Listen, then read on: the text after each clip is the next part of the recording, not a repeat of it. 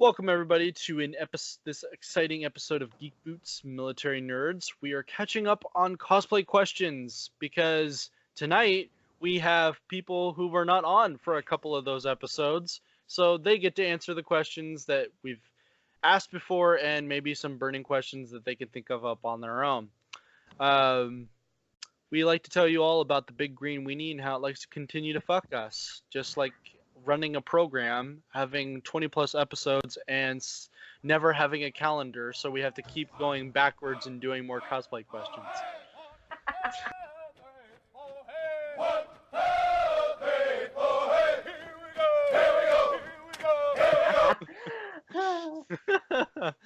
I'm sorry. I'm a very organized and put together person. So when we come up every week and we're like, so what are you doing tonight? And I'm like, I know, and it does that to me too. And I'm like, when you said that you're gonna work on a calendar, I'm like, thank God. I don't know why we haven't started this, but we definitely need it. The issue is like there's these big moments that are trendy, and I want to make sure everyone's there for it. And then people last minute go, yeah, I'm not gonna be there today, and I'll be like, well, fuck. And then we have to like fucking schedule and try and work around it, either push through it, what have you. I'm like, so when people were like, yeah, I'm not going to be there for the video game episode we were supposed to do tonight, I'm like, no. First of all, Ishelle, streamer, she does video games. We have to have her for video. We have to have it for her. Yeah, like that's just insane. I mean, it's kind of pointless to do it if we don't have the resident video gamer. Yeah, exactly. I mean, I'm not going to sit here and have an episode where I talk a bunch of video games, have YouTube bored out of your minds. Like, that's not going to happen. You do realize I play video games too. Nah, I put you in the same category as Russ, where you're old and don't do video games. I don't even think you take that back. Love you. I don't actually think of you as old. Are you older than me or younger than me? I think I'm younger than you. You joined before me. Yeah. And I joined late. Older than I am. Yeah, he's just a couple years older than I am. Okay, and I joined late, so. Well, I joined at 20. I joined at 22. Yeah, so yeah. I've never worn BDUs. Okay, yeah. I was one of the first classes to get issued ABUs. I changed over to ABUs when I was deployed. Yeah. Oh, I had to buy OCPs the other day. And for our civilian listeners, this is all literally just jargon for the names of our uniforms, depending on the camouflage style. Don't fucking worry about it. It's just names. It's so weird because, okay, so back in like the 80s, they had the green. The plain green. Yeah, the fatigue. And then they moved the BDUs. And then they have BDUs for like 40 years. And then in the last like 10 years, they've changed them 4 times. Yeah. They're currently working on bringing back the old dress greens. I'm like, what? I got out at the wrong time, but at the same time, the right time, because there was some shit going on I didn't want to be part of. Yeah, that's one thing I would say is our branch doesn't have the nicest service dress uniform. No. Ours look like blue business suits. But your combat uniform is fucking brilliant. You got the tiger stripes, and I will admit, that's fucking, I'm jealous. Not anymore. What? They just got rid of them. We're going to OCPs. Yep. What the fuck? Yeah, ABUs are gonna be phased out in 2 years. It can't be any worse than the Navy. They got camouflage for, in the event they go overboard, and the only thing you can see is their name tapes in the water because it's gold. And I mean, the ABUs, a lot of people trash on them because the jacket's not the most comfortable. The blouse isn't the most comfortable. And the camouflage pattern, while it looks okay, doesn't, unless you're on a floral couch, you're not going to be camouflaged. They camouflaged it to the sky, not thinking that we have flight suits. And, a ground unit. Like, they don't use camouflage. Like, you've got ground forces, so... No, the new uniform will be... Well, it's the same as the Army's. It'll be made for so puke. Fire can wear them too. Yeah, we're wearing we're going to the OCPs. All right, Yeah. I'll be right back. I'm gonna get more coffee. Oh, fuck. Well, anyway, aside from that, ladies and gentlemen, we are doing questions that have been asked in the past. I feel like military uniforms and cosplay kind of works together as. Yeah, they really do. Again, it's one of those things where it's like we get to teach our civilian listeners a little something about what it's like being us. So, I just wish the uniform wasn't expensive as all hell. Like, well, that's also why they give us money for that. Yeah. They don't. If you're an O, you have to say no. I'm just glad that. I'm sorry, but your husband gets paid a whole lot more than I do. It's true. But Y'all do you know how expensive a mess dress is? Do you know how expensive a mess dress is? How often do you have to buy a mess dress? Yeah, like once. Is it sad that that's one of the reasons I'm kind of scared for my the next stripe I get is because I'll have to get mess dress? They're very expensive. Yeah, and I shouldn't say anything. I've been wearing this same service dress uniform since basic.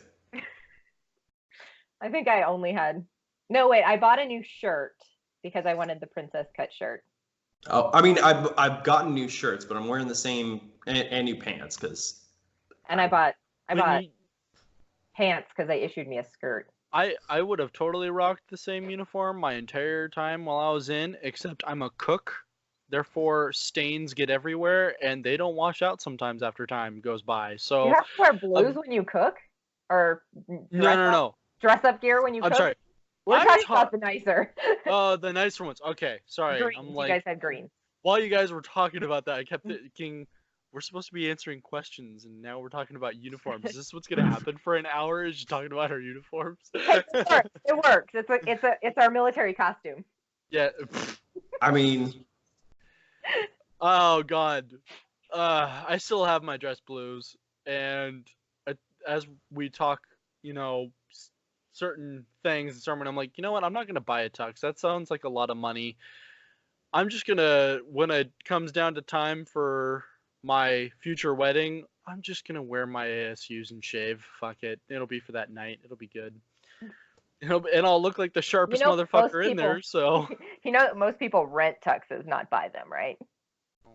I still don't know if I'll have the money for that. So I'm like, it's less than $100. Yeah, it's usually less than $100. J4, unless you're going like crazy. We have decided that the area we're getting married is where we're spending most of our money. We're getting married at Thornwood Castle. I like how you're not even engaged yet, and yet you guys have already deciding where you're getting married. Yep. No, we've already had conversations about this. She just doesn't know when I'm proposing. That's where the surprise awesomeness is coming in handy. And this is all over this episode now, so this is great. Anyway, no. After when I joined the National Guard, I hadn't put on the dress blues for a long time, and then they decided to have a uniforms inspection because we were getting a new commander, and I put it on, and they're looking at me, and I'm like, it's tight. And they're like, gain weight, and I go, no, I've been working out more, and now my pecs are making the top button and everything on the top burst. I'm like, oh God, I don't want to have to spend the money on getting it retailored. I never updated my ribbon rack. Last year. Nobody questioned me on that either. I need to put my service stripes on. 5. Anyway. Said anything. First question as we now dive into the questions 10 minutes into the episode. Why is J4 so damn good looking? I don't know. He just is. He just is. Where did that question came from? Yeah, right. I have no idea. A really good fan. Just a really good fan. Yeah. I whoever that fan is, I appreciate you. Santa's favorite. Oh. Nice. That was for J4. Oh, okay. What do you do to get into character? Yeah. Good answer. Good answer. Moving on. See, I'm not good at the whole getting into character thing. He's like, I just look good, whatever. I just stand here. Right. Even that's a bit of a stretch. Like shoot, even when I'm doing photo shoots, I mainly just do whatever the photographer tells me to do because I'm bad at those people. Yeah, I mean, I'm getting better. I'm trying to. So Hudson must do hate a little the shit out of you. Oh, oh man, it's a good thing I'm nice to Hud. Because yeah, I think a lot of it is just being self-conscious. Because it's like this is still pretty new for me. I've only been doing it for about a year or two. Well, I'll definitely agree with you. Getting into like character to like do poses and stuff is hard for me with superheroes. For supervillains, I'm like in it easily. Yeah, I haven't done a villain yet, which I really want to do. And I have one in the works. Well, okay, it's more of at a drafting stage. Because he has one in his head. Pretty much, because I've if literally it's in your head, aren't you the villain? Because it's in your head. Sure, because I'm currently working on 5 costumes that I got to get done for my family for Halloween / Jet City Comic Con, and then when I get back, and then I've got 1, 2, 3 builds that I have to get done for other groups at Emerald City. So and none of those are villains, unfortunately. So that's yeah, I'm kind of backed up right now. Yeah. Well, all right then. The next question. Most of these questions are pretty much just going to be for you, good sir, because these are the questions you didn't get to answer. I'm not going to pick literally all of them because I don't want Cosplay Identity to just sit here and be like, yeah, I already answered these. Yeah. Yeah, yeah. Okay, go. How do you feel about trigger discipline in cosplay photos? It depends. It depends on the timing. If it's somebody that's just walking around, it kind of gives me an eye twitch. And I'm not really much of a gun guy. Like it's not in my job to use a weapon, unless you count wrenches. The Airforce isn't into guns. No way. Be careful with that statement because you do realize that literally a quarter of the Air Force is security forces, and 100% they of like Marines in the Army is practically infantry. Yeah, but we have more jobs. Yeah, our service function is different.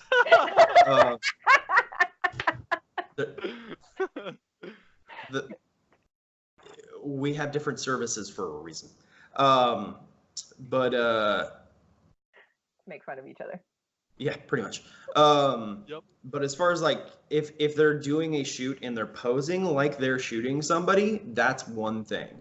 But like if they're posing like, oh, I'm just holding my gun up or something like that, and their fingers on the trigger, it's like, you're gonna shoot yourself in the temple if that was a real weapon. Right. So I mean, it's situational. The exact same thing I did. The same thing. Not only that she did, but all of us agreed on too. This is perfect. I think it's a not fad, but it's like right now the bitching about trigger discipline in social media is a lot like hating Nickelback. Everyone does it because it's popular to do it and it makes you look cool. Facts. But it really means nothing in the long run. Yeah. Absolutely. It's a fake gun. It's a fake gun. They're most likely holding foam. Yeah. Well, that's kind of what I said is most of the time I don't really care just because when I pick up a fake weapon, I did the same thing. I have this one here. It feels very different. Yeah. I mean, I am not going to even fake this one as being a real gun I because would have laughed if that actually popped off. You're like, what the fuck? I tried to make it. I was like, does it have anything in it? I don't think it has anything in it. Can't open it. Okay, whatever. Just gonna shoot the camera. It's fine. It's supposed to have a light on it too, so it's like a little. Just blind the viewers. It's okay. Yeah, whatever it's called. But it's not working either, so I guess the batteries are dead too. Oh, it's an electronic airsoft gun. Even better. Oh yeah, there's batteries. There's no batteries in it. That'll That prevent it. There's where they go. I was like, where did they go? Often I play with that. I've never actually used it as an airsoft gun. Balancing cosplay life with real life. Do they meld or do they cross? How do you handle the difference between being in the military and cosplaying, seeing as how out of all of us, you're the only one who's still active? And he's not in a barracks, he's in a house. He doesn't get that right. He's in overseas is what I meant. I was gonna say in theater, but then I stopped myself there too. Technically we are in theater where I'm located. Because I mean I am getting hazardous duty pay and hostile fire pay and tax free. Okay. Kind of nice. Hey, they put us on a freaking remote tour where I can't even leave the base for a year. I need to get something out of this. You can't leave the base. No. Okay, then I'll give that to you. No, we're on lockdown. I could talk to you about reasons why when we're done. Yeah. We'll talk later. But yeah. Yeah, I'll just hit this stop record right here. No, I'm just kidding. But no, so military, when it comes to my personal life and cosplay life, those have generally kind of just melded. Some of my best friends that I hang out with, outside of work are my cosplay buddies. Yeah, Morgan. You know, when I went home on leave, the people that I made time for the most were my cosplay friends. By the way, hold on. So I get a text message really late at night from him going, dude, hey, my bad, last minute, we're throwing away my going away party. You and Justine are totally welcome to come down if you want. And I'm like, I'm looking at the time, I'm looking at where he wants us to go, and I go, I'm not gonna be able to fucking make that. Oh, is that when I left to come here the first time? No. That was before your first going out, before you came back from Emerald City. You had texted me saying, hey man, you want to come hang out? I know it's super last minute and late. And I'm like, I'm in Bothell, you're in fucking Fort Lauderdale. What? I was like, I look over. Oh no, well, we went to SeaTac. Yeah, for the going away for my party. Because yeah, that I said that because everybody that was pretty much all of our cosplay friends live up north, save for a couple people that live in Tacoma, but we live so far south, it just made more sense to go up north for everybody else. But no, yeah, so like my cosplay life and my personal life are pretty well blended. At home, here is different because I don't really have a choice. But when I'm at home, when I get off work and I go out the gate, my military brain, for the most part, shuts off. I don't really hang out with my coworkers unless I specifically get invited to something, just because like it's too easy for military life to just completely take over. And what a lot of people fail to realize is that this uniform we wear, we only wear it for a very limited amount of time, whether that be 4 years, 6 years, 10, 12. For most of us, you're taking that stuff off before 20 years. At most, and if you're enlisted, 30 years max. And that's only the top 1%. And then you have the rest of your life that you got to figure out something completely different. So I've gotten this advice from a 30-year chief. You got to maintain that separate life. I mean, to an extent. I mean, you always have to act professionally, which I really try to do. But yeah, so I don't mix the two. I definitely don't really bring up cosplay at work. That's for a whole nother reason. I can't. That has more to do with my positions at the position that I'm usually put in at work as the guy in charge day to day. I don't need my 18, 19, 20 to 25-year-old guys that have to essentially do what I tell them to do to get the mission done. In the back of their mind thinking, oh, that's the weird guy that dresses up as Hawkeye. I can't mix that. Yeah. So especially, it's just not a smart move. So I generally keep those two things separate. Fair enough. Skipping some really weird questions. No, I have not done a boudoir shoot yet. That literally is one of the questions I decided not to ask. I had a feeling. It's called a boudoir for a guy. Check yourself. It can be whatever I want to be. Did you just assume my gender? I know. I was about to say it's 2019. Being that I've known you long enough, yes. Anyway, you haven't seen him naked. I mean, her. I mean, it. I mean, they. I don't have to see somebody naked for me to know what their pronouns are. Yeah, I don't know about that. If they introduce themselves to me with their pronouns. Anyway, I wish more people would do that so we wouldn't have the accidental I slipped up and then they bite my head off because Oh my goodness! You want them to show you their genitals? I was yeah, they just walk up and unzip their pants. Here, this is me. Zip up their pants. All right, now we can talk. I was with this girl at a convention, and every time we met somebody new, she would ask, "What's your pronouns?" That seems every single person she talked to the first time she met them. I get it; it's well-meaning, but it also seems a bit over the top, and there's more natural ways to figure that shit out. Yeah, you listen to people and how they talk about themselves. Weird. What? Okay, so we've heard cosplay is not consent. From a military standpoint, can you explain more? What would you say in a military style to cosplay is not consent? See, my response was, fuck off, basically.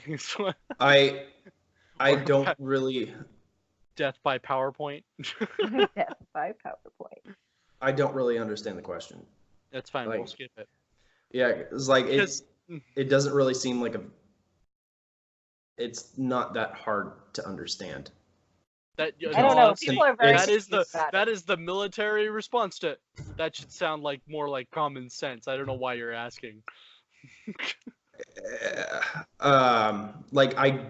The reason why we have to keep having these briefs all the time. I literally sat through an hour and a half long one yesterday. But that was more for the sapper coordinator, or as you guys call them, sharp. But for the class that I'm in, but people are dumb. Briefings aren't going to fix it. Nope. The only thing that it really helps is, making it their ass. No, not necessarily. No, it makes it easier for bystanders to step in, because somebody that's going to do something stupid is going to do something stupid. The briefing's not going to solve that. They already know it's fucking illegal. Yeah. Well, there's a lot of it's not a goddamn secret. Well, there's a lot of lines, and people keep forgetting that where the lines are. I mean, fair. Because there's like middle gray area that's always been tolerated in the past. Like I was listening to a comedian the other day, and she said one of her coworkers walked up to her and was like, "What? I can't hug female coworkers, my female coworkers at work anymore?" And she's like, "Well, no, you never could." I mean that's fair. That's very fair. So, there's always been this gray area where people have always thought was okay because nobody said anything to them before, because nobody thought they could say anything. And so now those are what the briefings are bringing to light. These are the things that are still not okay. Yes, there's always going to be that person who takes things way too far. And yes, you need those bystanders to say, yo, not okay. Yeah, I would agree with that.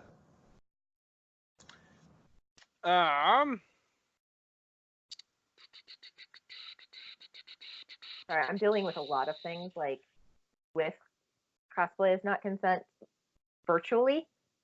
So I have lots of thoughts. I'm sure. I'm sure you do. Yeah. You get it, Feeks. But I can't talk about it yet, so. Just giving some spicy, juicy little tidbits to all of our listeners who are now going, "Oh my God, what's going on?" People are fucking stupid. That's this one comes from a mutual friend of ours, J4, and I'm gonna throw this one at you, because I know he would appreciate your response.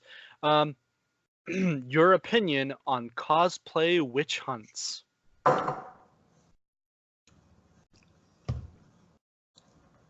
What's your motivation? Getting involved in the witch hunt.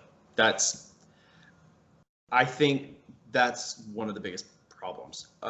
Is it's not, the witch hunts happen, in my opinion, because people want to feel involved, and it's an easy thing to do. In this day and age of social media, it's not hard to share a post, especially without fact checking, because I've had friends that have been subject to witch hunts, and then information comes out that disputes, hey, everything that you said, it's kind of bullshit. But that unfortunately takes effort to look into the facts behind the allegations. I think the standard should be believe the victim, make sure that the victim gets the support that they need, figure out the details later. There's a reason why in this country we have rights as accused, because not every time is the allegation founded. But that being said, unfortunately, or I wouldn't say unfortunately, but the facts are that those instances are the minority, which is why I want to reemphasize, like, if somebody says, hey, XYZ happened to me, believe the victim, make sure that victim gets support, care, taken care of, in a way which that victim needs and desires to be cared for in that situation.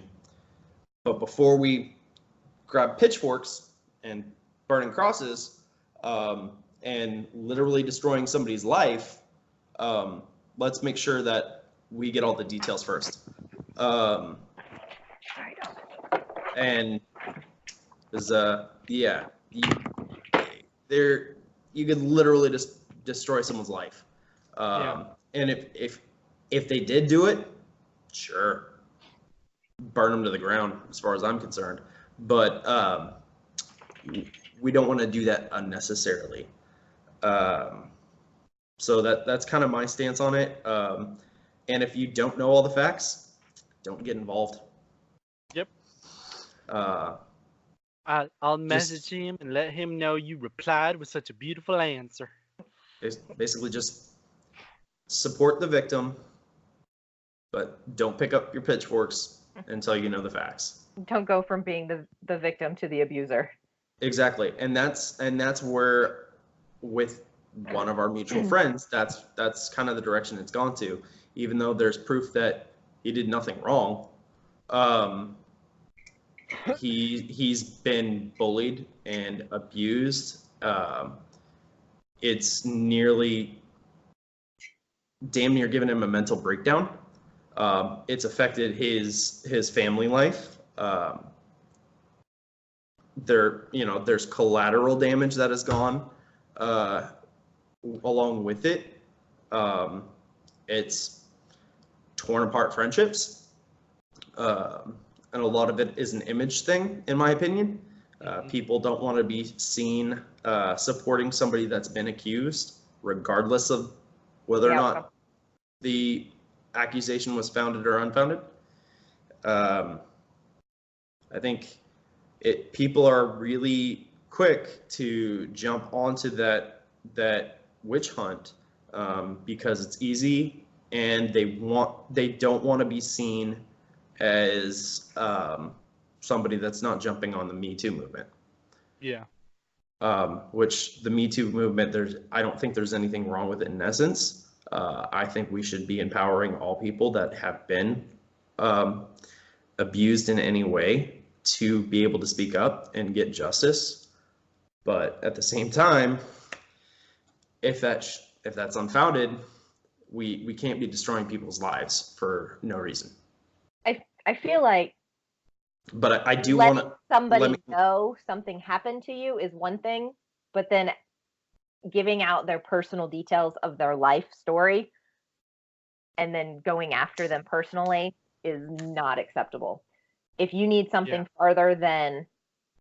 you need something to happen farther than social media information, then you need to go to the proper channels. Yeah, you really like if you're willing to go these steps, then why aren't you doing the proper steps? Which is, if this person really did all this, why haven't you pressed charges? Well, illegal, you know what I mean? I can see why a lot of people wouldn't want to do that, and I don't ever want to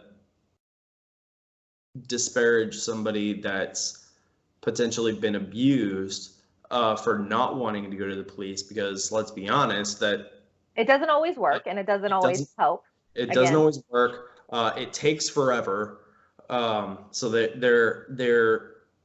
their whole situation gets drug out a whole lot longer than that person might want to deal with it. Especially like in Washington State, how far backed up are they on rape kits? Absolutely. I mean, that's anywhere. And a lot of things can't be necessarily proven.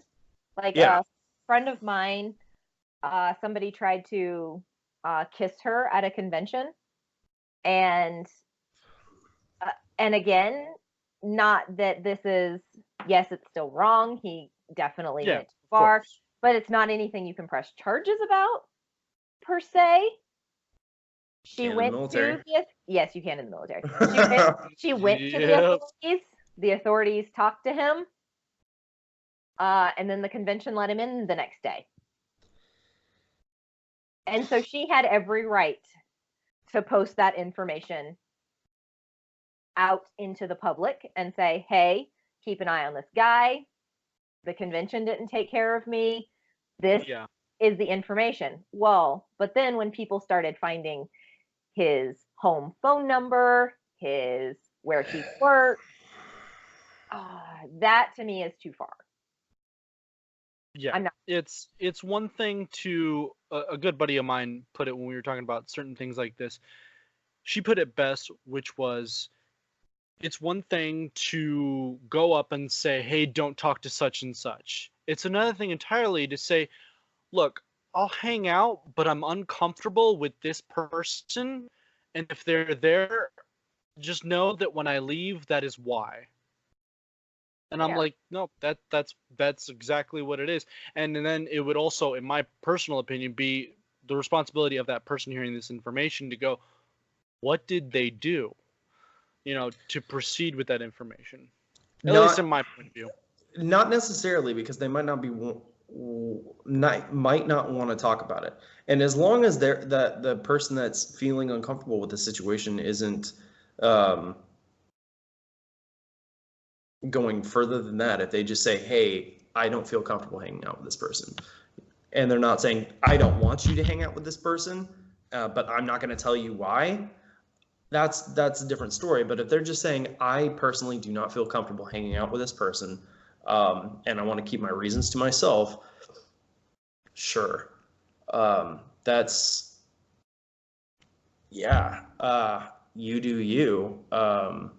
I'm going to try to make you feel as comfortable as possible. But if you just straight up don't feel comfortable around that person, we can address that whenever you feel like addressing it. Exactly. If you want to tell me, you can tell me. If you don't feel like you want to talk about it, all right, we don't have to talk about it. I respect how you're feeling about the situation. It doesn't take much more than that in that kind of scenario. Okay. Let's go with this good question. Cosplay as an escape and or finding a way to live your life again. The reason why I brought this up was I was watching a Black Rifle Coffee video, and Logan Stark, Special Forces sniper with the Marine Corps, lived every day pretty much with mortars and mines going off anywhere he stepped.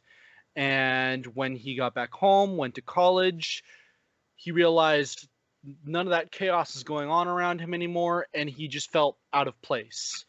And he needed to be able to find his way back to living his life so he isn't trapped in this kind of box-like mentality of the PTSD and all that other stuff, and just being able to live your life again. So he went on vacation, went out into rivers and went out into the oceans and stuff, and just went out and on yachts and did some cool, crazy stuff because he wanted to be able to find a way to live again. So the question I put forth to both of you is, do you think cosplay and convention attending falls into that same category as someone who's in the military? I wouldn't say it had to do with anything with me being in the military. Mine would have been more for me being a mom and not having anything. I was a stay-at-home mom, and I didn't have anything outside of being that. And so starting doing the conventions and cosplay, it became something for me that had nothing to do with my children. Oh, that's cool. Yeah. I'm like the opposite direction. For me, I actually got into cosplay because of my children. My kids hate dressing up. See, I think I probably told the story before, right? My kids wanted Halloween costumes that I couldn't just buy. So I had to figure out. My wife and I had to figure out how to make that happen, because that's cool. That is when they tell me they want to be a character for Halloween months in advance, and they give me that time, I'm gonna do what I can to figure that out. The specific character was, well, my one of my children wanted to be Wonder Woman. That was fairly easy. My oldest wanted to be Hawk Girl. GG, trying to find that in a store. So we had to figure that one out. And then my son, we just made him a little Superman because he was like 2 at the time. So for us, like I said, I'm working on 5 costumes right now, and it's for my family. That Are they I matching? spent.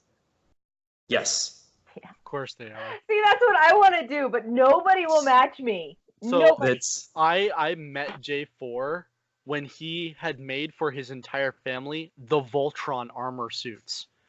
I was like, whoa, that's really dope. And our mutual friend, they were like, oh yeah, that's J4 Props and his family. They're really good people. I'm like, where did they get their suits? And he goes, he made it all for them. And I'm like, what the shit? What? You're like, new best friend, hi! And they were stupid cheap too. I think I spent a total of like $150 on the full costumes for everybody. But they look badass. And most of that was actually just buying stuff like spandex and shit for the undersuits. Yeah. Yeah, that's kind of like what I mean. That's what I did. Like when I was cheap. When I was young, even from the time like I was pissed when I was too old for trick or treating because I wasn't sure what I was supposed to do. But I would put together my own costumes for Halloween. I would plan for like months in advance, trying to figure out what I was gonna do.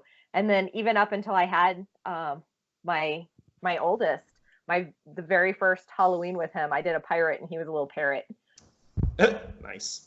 So like for me, the actual cosplaying, for me that's just more of hanging out with my friends, and we just act silly and look like superheroes, like crazy people. Look amazing. And it's fun. But I'm actually more into the building process because at this point for me it's a creative outlet because I don't really have many creative outlets, and I didn't know that I needed one until I started to do it, and I was like, this is amazing. I can make something. It's like wood shop. Yeah. Nerdy wood shop. I like it. Pretty much. This question should probably be a big duh for both of you, but we're going to ask it anyway. What's better? Meeting a celebrity at a convention or coming home from a deployment or the military? Do I have... Well... I'm weird compared to other nerds, I think. I don't go to cons to meet celebrities. I have never stood in line to meet a celebrity. The few times that I have happened to meet celebrities at conventions, completely on accident. Like one of them. Rangers? I did forget about that one. That one wasn't even I didn't even know where we were going. We were just walking through this group, and then all of a sudden we head to that booth. They see us, freak out, and yeah, I got to meet who was there? Steve Cardenas, Red Ranger. Yeah, the second Red Ranger. Johnny Bosch. Oh yeah. He was there, and some dude that was in the later season. I only really watched Power Rangers and like when the Mighty Morphin. Mighty Morphin, and I watched a little bit of Zeo, and then I kind of outgrew it. And so that was fun. And one of the other celebrities that I happened to meet was actually David Yost, completely on accident, the original Blue Ranger. I was dressed as Thor. Me and some friends, we were hanging out, and then all of a sudden this little dude walks past me, and I'm like, that guy looks familiar. And he's, hi. And I was like, hi. Oh, shit. Ding, ding, ding, ding. The lights went off. And then the only other celebrity meet I can think of at a con was also completely on accident. I was at Wizard World in Portland with the family. We were all dressed as Voltron, and it was towards the end of the day. And my son, I think he was like 3 at the time, and he's just wandering around in a circle, and then all of a sudden he dips underneath like the little rope things, and under one of the curtains at the booths, pops out the other side, and I run around to try to grab him because oh God, what's his name? This is a great story. It better be someone big. Steve Amell was getting interviewed by local Portland news stations, And all of a sudden, me and my son are in the middle of this interview. I'm like, I snatch him up. I'm so sorry. And he's like, dude, the kid is so adorable. That is He's like, it's fantastic. no problem, no problem. I'm like, sorry. I bolt out of there carrying my son. That is so good. That dude's bigger than he looks on TV. He's about. Oh, dude. He's about as tall as us, but built. Like, fucking built. Yeah. Like, he's not huge, but, like, yeah, good sized dude. But yeah, so that was funny. He was really gracious about it, and that was kind of nice. But yeah, but for the most part, I don't really go to the, like, I'm not into lines. Yeah, and I'm with you there. And I'm not into we spend a lot of money at the cons already. Not really into spending extra money just to say hi to someone. It's just not me. I would rather spend the money like at the art stations if I see something that strikes my eye that I like, or a random comic series from somebody that I've never heard of that's completely different. I find that more where I want to spend my money, and food. And food. Yeah. And we all need food. Well, in Seattle, we have an abundance of really good restaurants right around the convention center. Freaking! Did you know that the grilled cheese truck, that food truck that was out there this year, they bought that little corner that's underneath the bridge, the sky bridge. They bought that little corner. They have a full-fledged restaurant now. They are no longer just a food truck. They have the best grilled cheese takes away some of the charm, though. Ever. They have all the different types of cheeses put into the grilled cheese with bacon. But yeah, I'll be excited to come home. More excited than I was to meet the few celebrities that I have. Fair enough. And to you, Jen? I've probably met most of the celebrities when I was in Iraq. Like Robin Williams, you lucky motherfucker. Oh, yeah. By the way, like, it's funny because we had an episode, we were like, I gotta admit, Russ has had the best, like, time in service. Tons of celebrities, tons of interesting locations, certain movie theaters he's allowed to go to, cough, cough. And then I'm looking through Cosplay Genemy's Instagram, and all of a sudden, there's Robin Williams around her. And I'm like, get the fuck out of here. That's her ace in the hole right there. Jesus Christ. I think the only celebrity I've gotten to meet on a deployment was Kid Rock. I met Kid Rock. Yay. Okay, I have an actually funny story with Kid Rock. Oh boy, here we go. So Kid Rock looks nothing like Kid Rock when he's getting off an airplane. Because that was my job. I put people on and off airplanes. I was basically the Walmart greeter of Iraq. Welcome to Iraq. I love you. and so I went, and it was the same aircraft with Robin Williams, by the way. And I knew there was a bunch of people coming off this, but I'm not necessarily, checking to make sure this person is on it. I just get the manifest, not check to make sure everybody's on it, because that would be ridiculous in a big deployment. And so I meet Robin Williams. I talk to him for a few minutes. I go back to just kind of hanging back, and then this one guy comes up and starts talking to me. I figure he's just one of the people who is a part of the crew, because there's so many people who are with celebrities.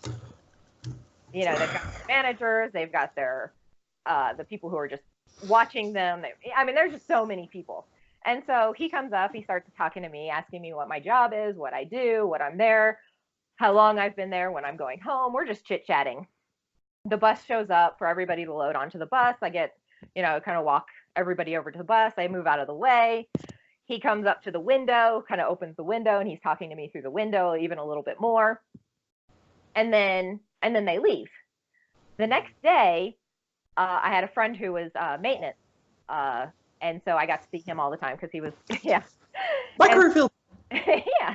And so I would always talk to him every time I was out there, because he was checking stuff, I was checking stuff. So anyways, he was on the same aircraft with me.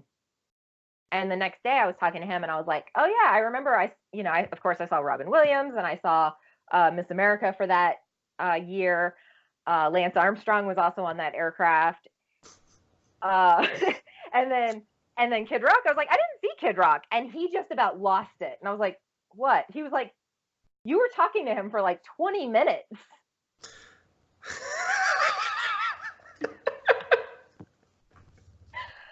Okay then. Oh, you mistakes were made. I could have had a picture. I don't know. Pixar didn't happen. It didn't happen, obviously. I will say this though. I did not get to meet any celebrities on a deployment. However, I did get to have the quote unquote WWE experience as someone who's in the military. I showed up in uniform because, you know. And your roommate body slammed you? You're funny. I showed up in uniform. From the top bunk! And the guy goes, do you have a reserved seat? I'm like, no, I have no idea how any of this works. I just figured I'd show up in my uniform and we'd be good to go. And he goes, oh yeah, no problem. And he searches and he goes, all right, cool. This is your seat. And then I go in. And I had a seat. If I could find the episode again, I'll look it up again. Pretty sure I posted it on my Facebook. But I'm on camera. It was pretty awesome. And I just put you up there. Security guard comes walking up and he goes, hey, we have 2 empty seats at the very front. Why don't you come with me? I'm like, what the fuck is happening? So I get to get up there. I was about 15 to 20 feet away from John Cena and Randy Orton wrestling. I'm just like, this is it. This is happening. I get to go to WWE for free. Like, that was pretty fucking awesome for me. That's what I thought about. But yeah. Anyway. Yeah, I met quite a few celebrities, just the ones that were coming in and out. Yeah. So I mean that's what I did. And some were really cool, some not so cool, and managers were not so cool. Most of the celebrities were really cool. I could see that. Well, I mean, it's their kind of job to make sure that their person they're handling is getting where they need to go, and they don't. I mean, if you were the manager of Motley Crue, literally to make sure that they're there, and you like basically shun me away, and I'm like, I'm supposed to be here, not you. I mean, if you were the manager of Motley Crue, you'd probably treat everybody else with like, I fucking hate my job, so I'm gonna take it out on you too. But the question. He's a country singer, Aaron Tippin, I think. Oh, I've seen him. Was like the worst, and he was like, really? Like, yes. He started like fussing at me about something, and I was like, he came in on a C5, so maybe he was just miserable. Oh yeah. I mean, you would kind of be grumpy too if you flew for however many hours facing the ass of the plane. So, there was that. But then he like came out fussing at me about why I was on the aircraft. And I was like, dude, this is my job. I'm here because I'm supposed to be here. And I was like, yes, I know I know your person, so I said hi as I'm walking by him. It's not like I was like, hey, take a picture, He did ask me to take a picture, and I ended up getting one, but it wasn't like I was trying. But as for the question, though. But yeah, back to the question. Meeting the celebrities or coming home from a deployment / getting out of the military? Okay, so to put on that, I also worked in movies. So I've been around a lot of celebrities in my life. So basically meeting celebrities is not really that big a deal to me. Mm-hmm. So coming home or getting out, I just see them as people. I know they're people with good jobs, that do really cool things in front of the public eye. But to me, they're just people who happen to have a job that is in public. So as Ruby Echo so eloquently put it, if you just remember that they poop too, all of a sudden they're normal as you. Exactly. And so I've never had like a, oh my God, celebrity moment. Okay, I did have that one time, but it wasn't even to a real celebrity. It was to the Kylo Ren guy at Disney. Oh, okay. And that was the first time I ever fangirled out. See, I've when I weighed in, I was like, there's the sentimental value with coming home that I love way more, whether when I came home from Korea or when I was done with the army and I drove my happy little ass 4 days from North Carolina, Fort Bragg to Washington State. But there is a level of like meeting a celebrity that I grew up on. Like when I met Jason David Frank, that was fucking awesome for me because I grew up watching him. Like I was the stupid kid when my dad picked up teaching at the Seattle Kung Fu School, and he sees me mimicking the Power Rangers on the TV, and he goes, "So I can get you free lessons to learn martial arts." My stupid toddler ass looks up at my dad with an attitude and goes, "No, Dad, I want to learn Green Ranger style." Why? And that's when your dad is supposed to say, "Well, too fucking bad." Like "This is the Green Ranger style. It's better than the Green Ranger style." But well, yeah. at this point, I would take a good Works. real American cheeseburger over a celebrity right now. I was excited to come home, as in the fact from Iraq, as in, you know, I got to have stuff again.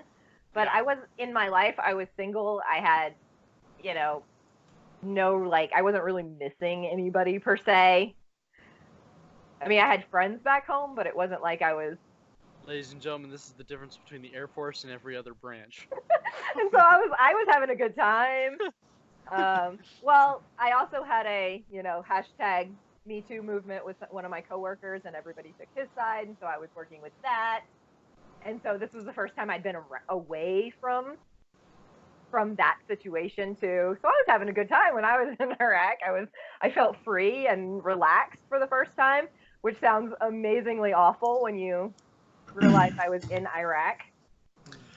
And like what I think a lot of people in other branches don't realize is that for a lot of us in the Air Force, our job is easier to do when we're TDY deployed.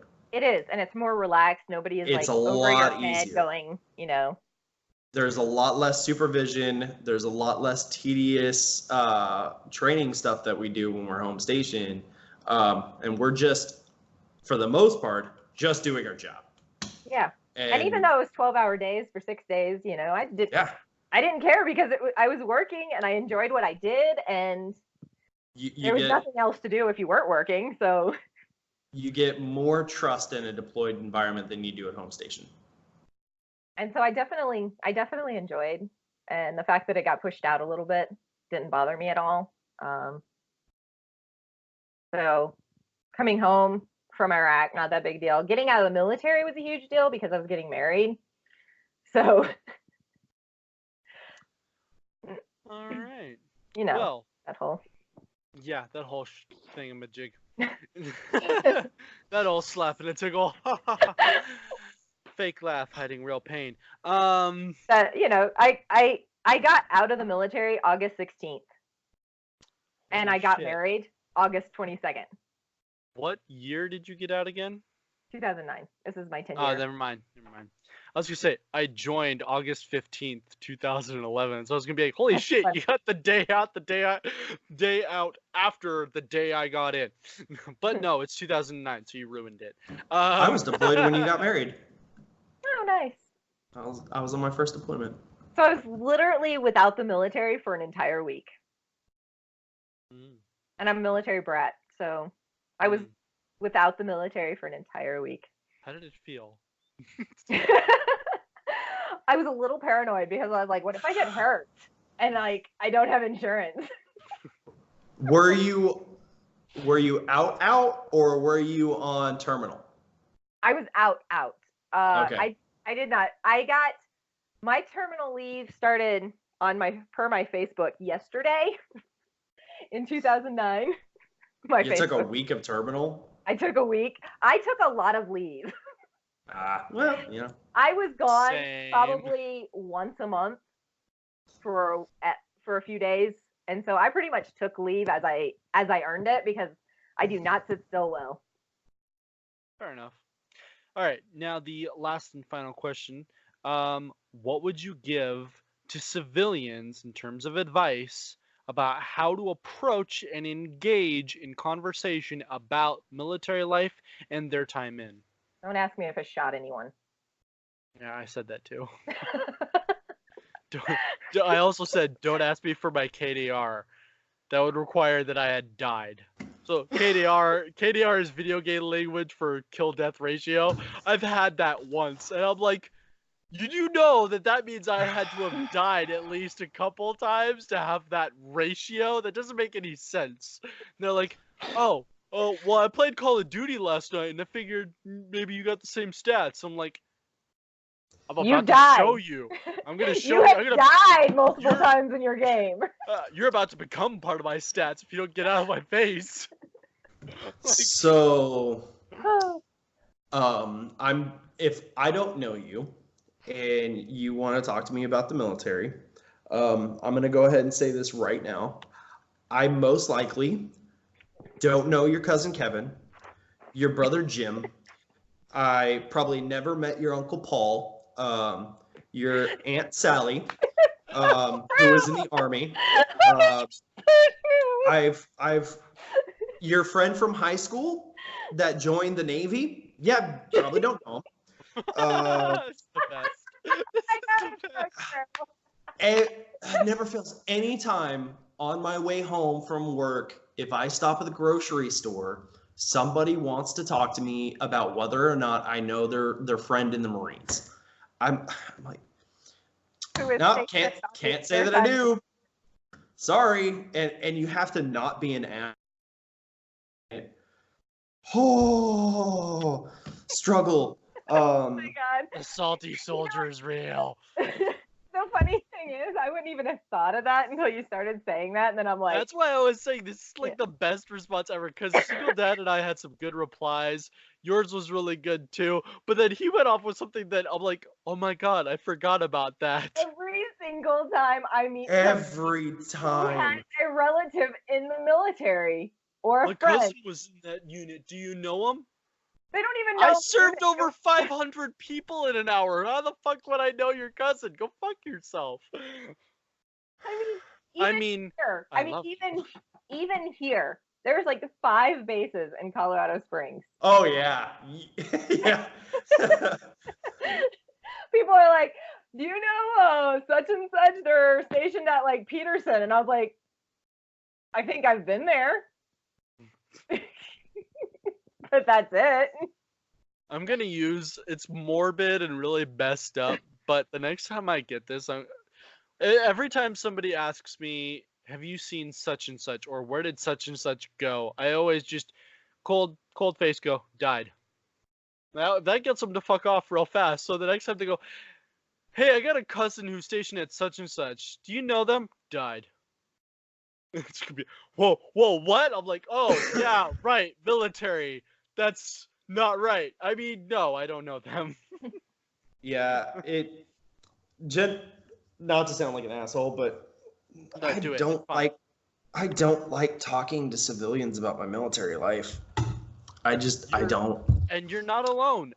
For me, I don't mind it, but I don't know how to engage, because there is this definitive language barrier between the military and the civilians, because we in the military, there's mannerisms, there's language alone, there's attitude, and a lot of civilians standards.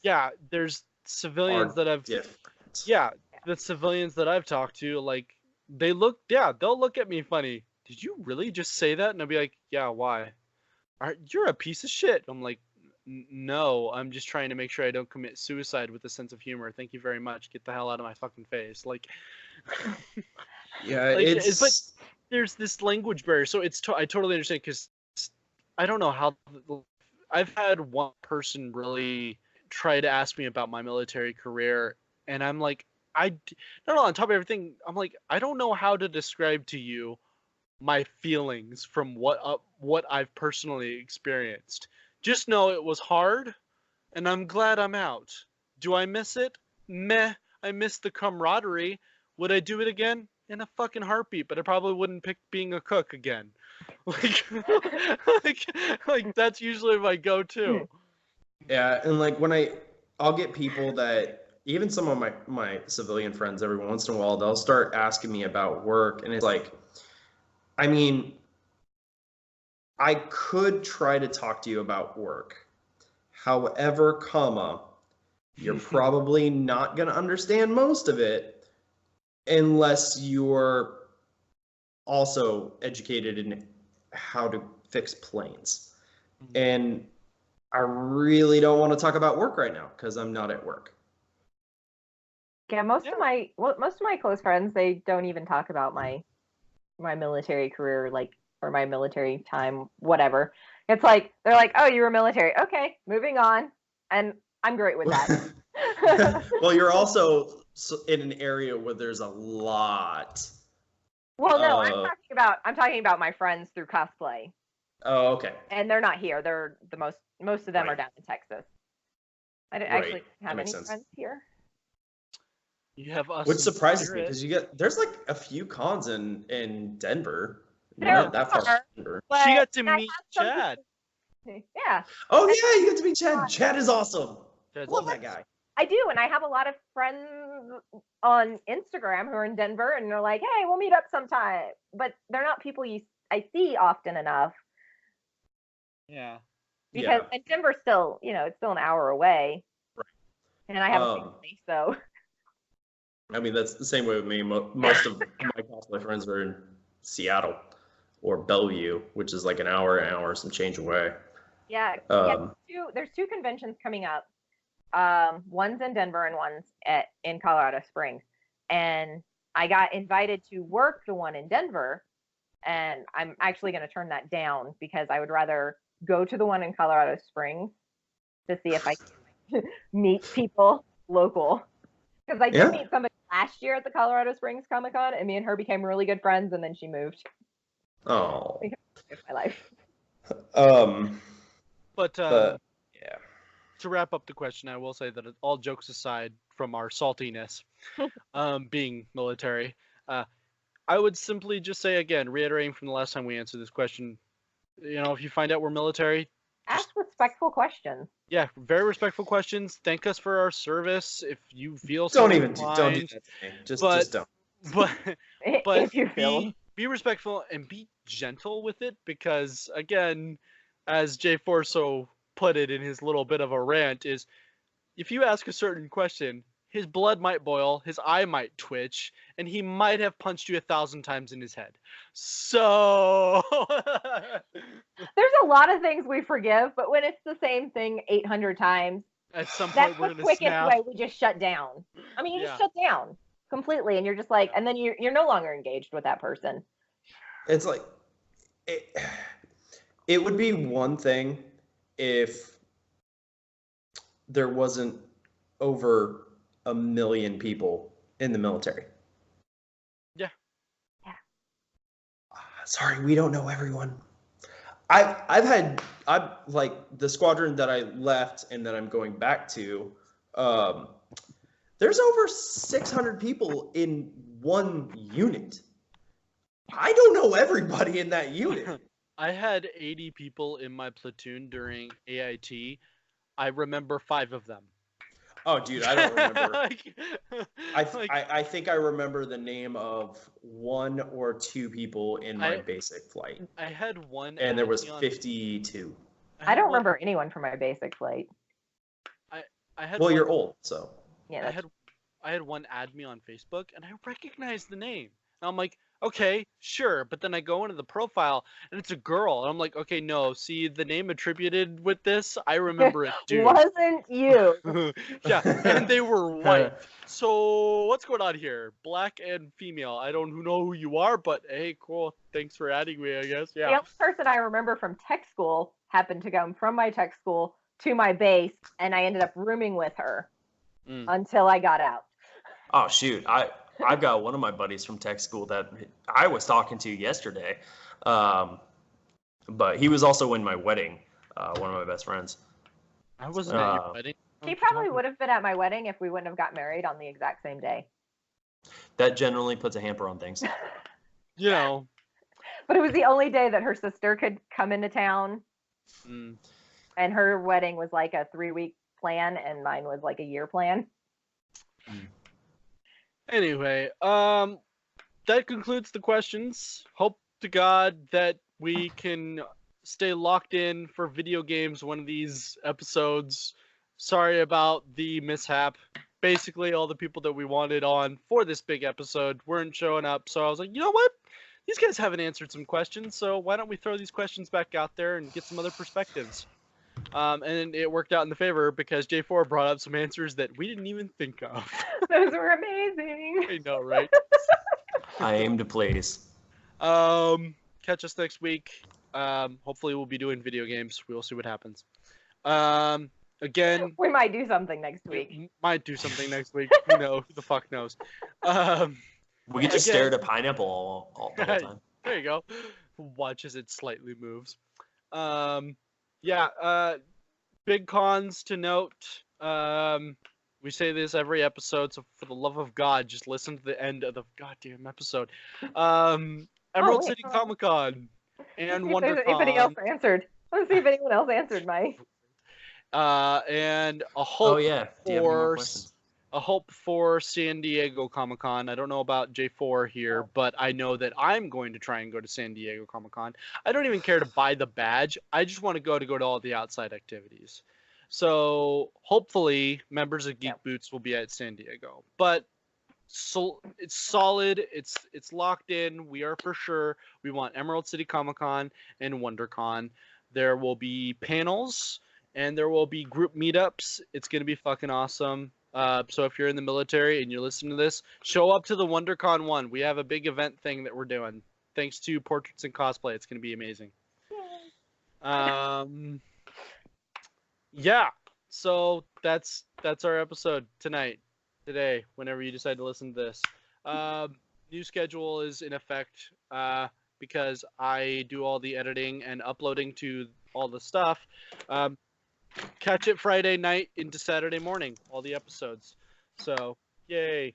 That is this. Thanks for joining us on this exciting and hilarious episode of Geek Boots Military Nerds. I am Tom Cruise Cosplay. With me tonight is the two Air Force twins, Cosplay Jenemy and J4 Props. I got my wings on. I know, Toodles. Right? Toodles. There you go. All right, everybody. Doodles. Bye. Bye. Boom. Motherfucker!